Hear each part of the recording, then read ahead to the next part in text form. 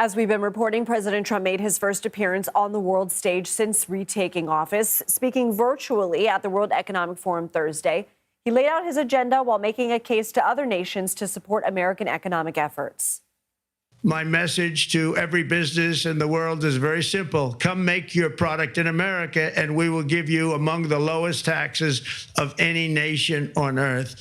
We're bringing them down very substantially, even from the original Trump tax cuts. But if you don't make your product in America, which is your prerogative, then very simply you will have to pay a tariff.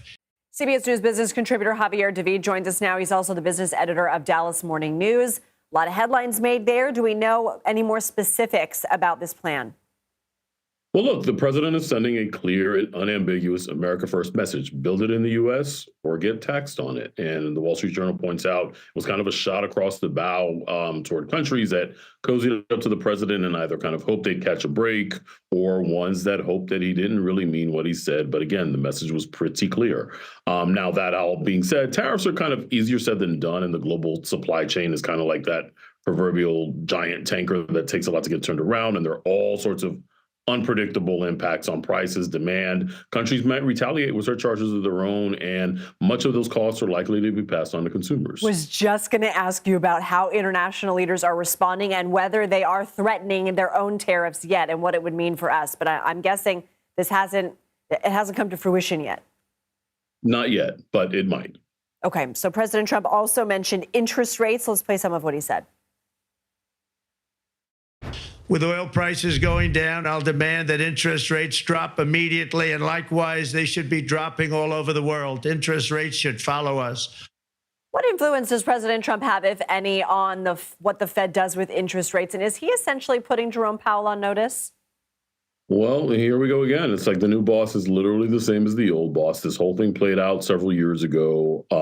Trump is basically saying he will demand interest rates drop immediately. That sets the stage for a major clash. Tariffs and other elements of the Trump economic agenda are already a concern for policymakers, but the Fed has always been a law unto itself.